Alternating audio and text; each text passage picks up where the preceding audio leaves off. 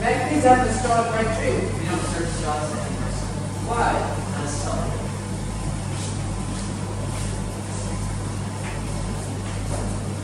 Every year, 8 million tons of plastic finds its way into the ocean. In 2050, we estimate that there will be more plastic in the ocean than fish.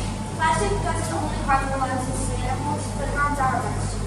Plastic can take more than 400 years to break down. The cafeteria will not be serving straws and reduce their effect on the environment, and it will also be more resource efficient.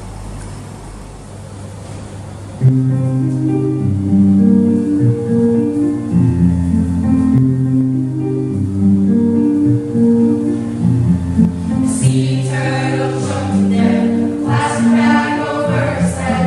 This is the problem we need to solve. Plastic straws we're not to solve. Say no to plastic straws.